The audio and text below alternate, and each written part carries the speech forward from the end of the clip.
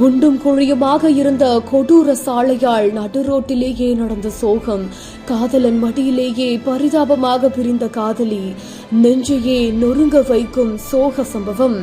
சென்னை தாம்பரம் அருகே ஸ்ரீ பெரும்புதூர் பிள்ளைப்பாக்கம் பகுதியை சேர்ந்த காமேஷ் மற்றும் நிஷா இவங்க 2 பேருமே கடந்த 5 வருடத்துக்கு மேலா உயிருக்கு உயிரா காதலிச்சுட்டு வந்ததா சொல்லப்படுது.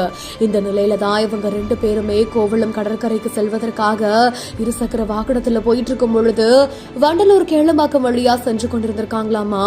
அப்போ வண்டலூர் உயிரியல் பூங்கா அருகில தார சாலையில குண்டும் குழியுமா இருந்ததுனாலையும் சாலையில மணல் சிதறி கிடந்ததுனாலையும் இருசக்கர வாகனத்துல சென்ற காதல் ஜோடிகள் நிலை தடுமாறி கீழே விழுந்திருக்காங்களாம்.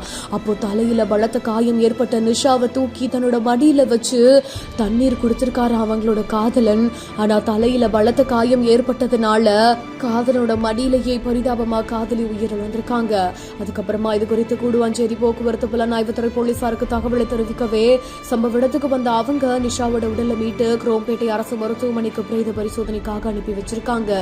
காதலன் கிட்ட விசாரணை மேற்கொண்டதுல என்னோட மடியில தூக்கி வச்சு தண்ணி கொடுத்தேன், ஆனா என் மடியிலேயே அவ போயிட்டா அப்படின்னு சொல்லிட்டு காதலிய பிரிந்த வருத்தத்துல கதறி அழறாரு. அது மட்டும் இல்லாம தன்னோட மகளை இழந்து அவங்களோட பெற்றோர்களும் கதறி அழக்கூடிய காட்சிகளும் வெளியாகி இருக்குது.